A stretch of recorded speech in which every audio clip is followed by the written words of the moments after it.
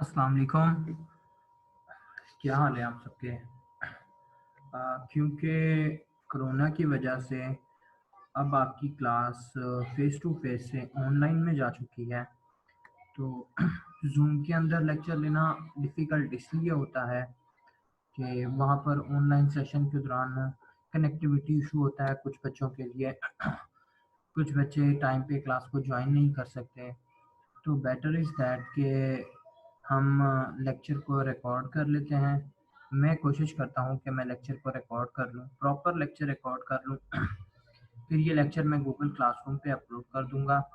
और आप में से किसी भी बच्चे का कोई क्वेश्चन हो रिगार्डिंग लेक्चर और कोई चीज़ पूछनी हो, तो मैंने व्हाट्सएप के ग्रुप सिर्फ़ इसलिए बनवाए हैं ताकि कोई भी बच्चा जिसने कोई बात करनी हो, जिसने कोई बात पूछनी हो, वो व्हाट्सएप के ग्रुप में मैसेज भेज सकता है। तो वो व्हाट्सएप के ग्रुप में अगर मैसेज भेजेगा, तो मैं हर स्टूडेंट को रिस्पॉन्ड कर सकता हूँ। ठीक है? तो आप में से अगर किसी बच्चे को कोई इश्यू हो, तो वो मुझे पहले बता दें। मोबाइल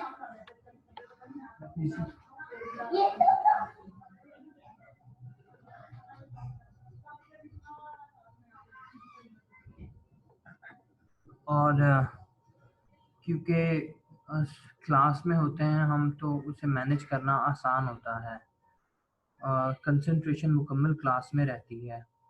अब ये है कि क्योंकि हमें क्लास से बाहर ऑनलाइन प्लेटफ़ॉर्म पे आना पड़ रहा है, वर्चुअल क्लासरूम बनानी पड़ रही है, वर्चुअली लेक्चर रिकॉर्ड करना पड़ रहा है, तो थोड़ी-सी नॉइज़, थोड़ी-सी डिस्टर्बेंस होती है बैकग्राउंड साउंड में। तो अब मैं बुलेट या साउंड प्रूफ रूम नहीं अरेंज कर सकता या नॉइज़ फ्री रूम हो। अब ऐसा ही एनवायरनमेंट है। मैं कोशिश करूँगा आप तक सही से और आसान लफ्ज़ों में बात पहुँचा सकूँ।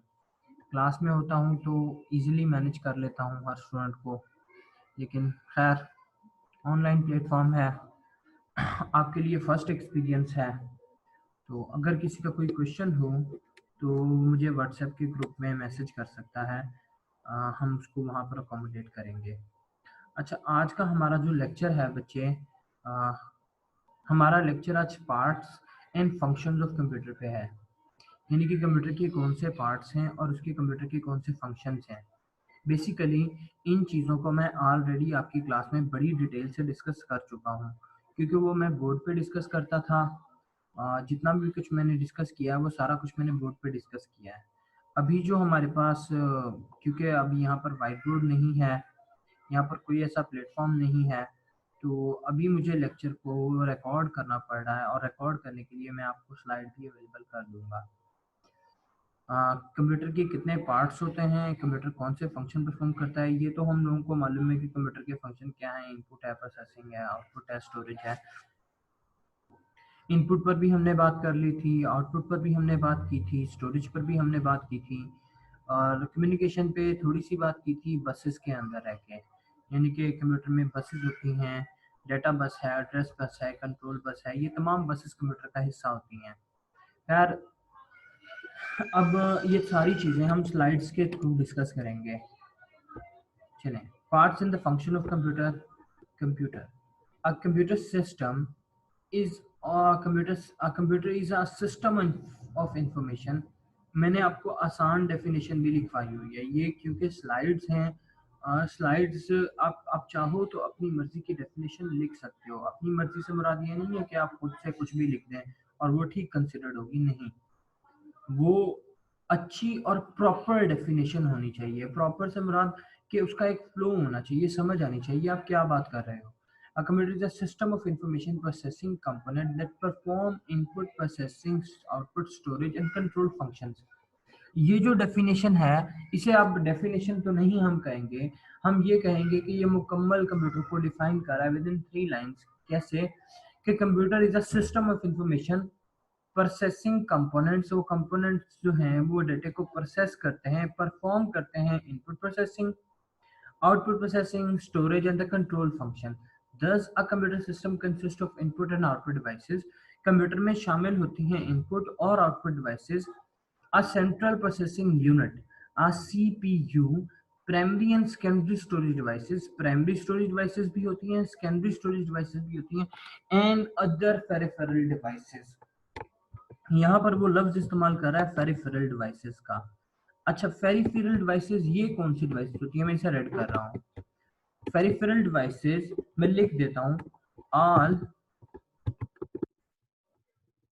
of those devices that are connected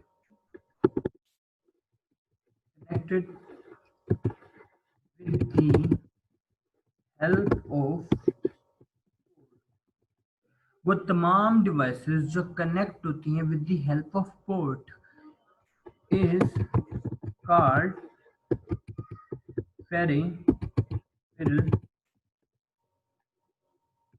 devices.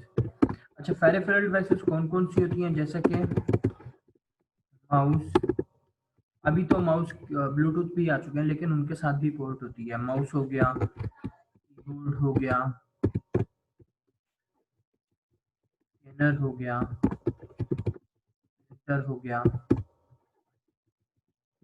Speakers हो गए, ये तमाम devices with the help of port connect होते हैं। ठीक है ना, तो वो पोर्ट के साथ जितनी भी डिवाइसेस कनेक्ट होंगी वो पेरिफेरल डिवाइसेस होंगी। ठीक है, होप आपको समझ आ गया होगा। आगे चलता हूँ। A computer is a system of hardware devices organized according to the following system function. Computer जो है बेसिकली वो हार्डवेयर डिवाइसेस को ऑर्गेनाइज करता है अकॉर्डिंग टू दीज फंक्शंस। अगर हम हार्डवेयर डिवाइसेस की बात करें तो इनपुट डिवाइसेस हार्डवेयर में इस्तेमाल हो रही हैं, आउटपुट डिवाइसेस हैं। इनपुट में हार्डवेयर की डिवाइसेस कौन सी हैं? Keyboard, mouse, touch screen, light pen, scanner, computer microphone. ये 6 डिवाइसेस हैं जो वो इनपुट के लिए इस्तेमाल कर रहा है। ठीक है, कीबोर्ड के बारे में हमने बात कर ली थी। कीबोर्ड के 3 हिस्से होते हैं, मेन कीबोर्ड, फंक्शनल कीबोर्ड और अल्फाबेटिक कीबोर्ड। और हमने बात की थी कुछ एडिशनल कीज की, जैसे control, space, enter, Windows, F1 F2, num lock, caps lock, scroll lock. हमने इन सब चीज़ों के बारे में बात कर ली है। और माउस के बारे में भी हमने बात की थी कि माउस जो है वो पॉइंटिंग डिवाइस है। माउस के साथ हमने लाइट पेन की, जॉयस्टिक की, टच स्क्रीन की बात की है। हमने इनमें बात नहीं की तो वो स्कैनर है। स्कैनर बेसिकली क्या है? स्कैनर एक स्कैनिंग डिवाइस है। अच्छा, इस स्कैनर में भी मुझे याद है मैंने MICR, OCR और OMR को डिस्कस किया था आपके साथ।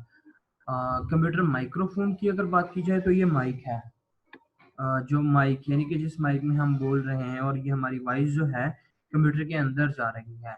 और ये हम बेसिकली एनालॉग बात कर रहे हैं, कंप्यूटर में इनकोडर डिकोडर होते हैं जो इसको शिफ्ट कर देते हैं to digital.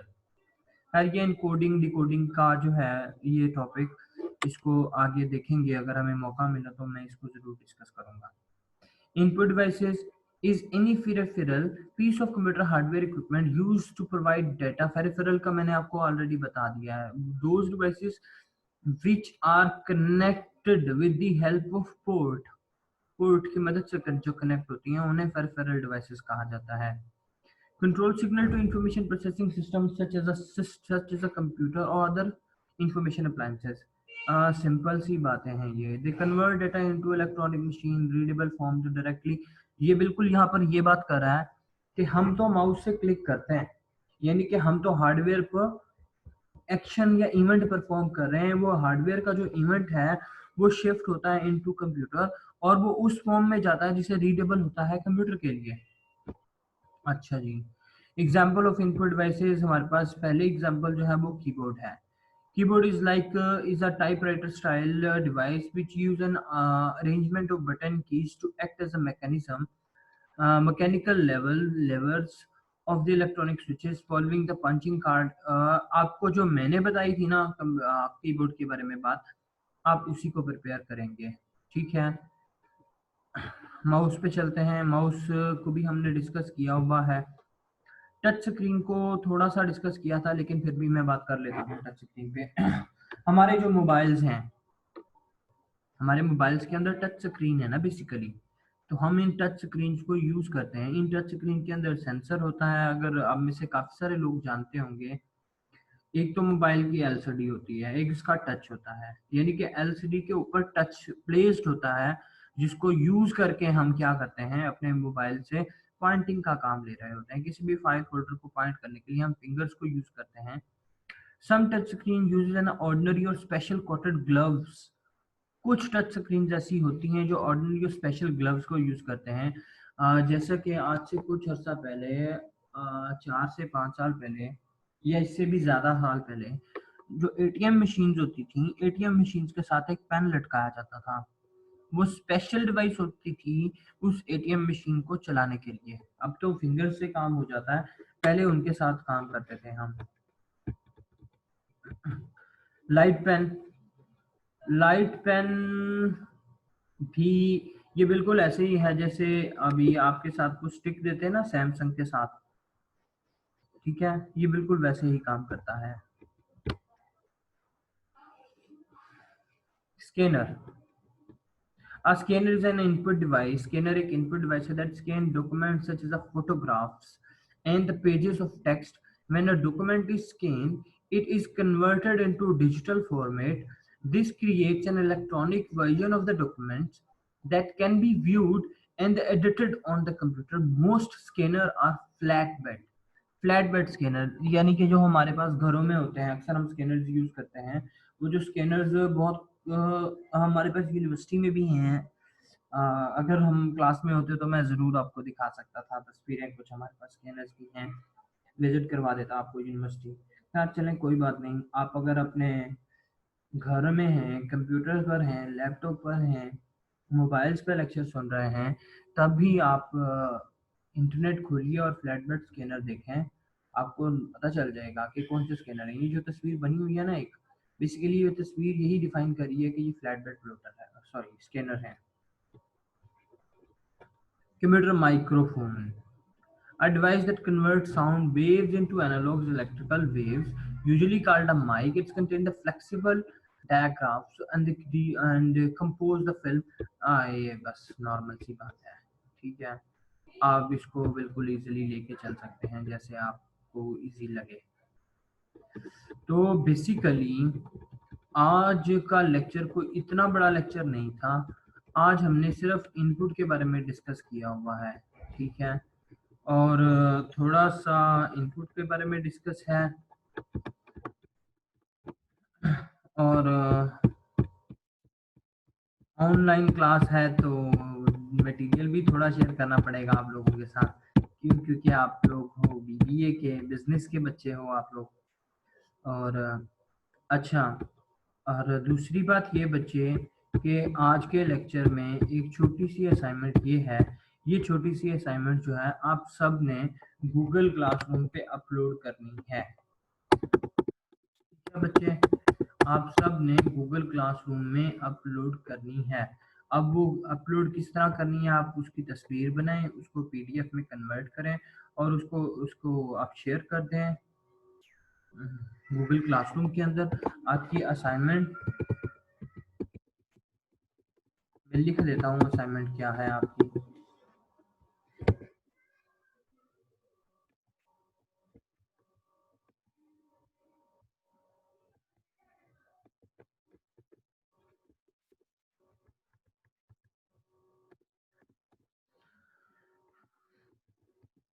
Write down the uses of computer applications in business point of view।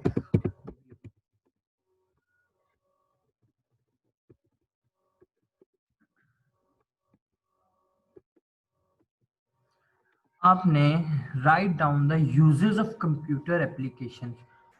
Computer की जो एप्लीकेशंस हैं बेसिकली जो यूज होती हैं in business point of view.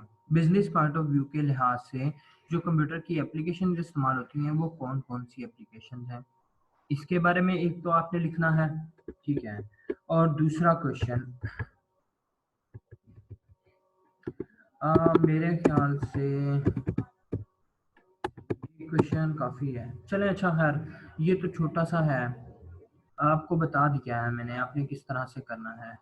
आपने सबसे पहले क्या करना है, आपने लिखने हैं, सर्च करना है यूजेज पॉइंट ऑफ व्यू के हवाले से, ठीक है। फिर आपने उसको देखने के बाद, सर्च करने के बाद आपने पेज पे लिखना है। पेज पे लिखने के बाद आप उसकी तस्वीर बनाएंगे, उसे कन्वर्ट करेंगे इनटू पीडीएफ और गूगल क्लासरूम में अपलोड कर देंगे। एक तरीका ये है।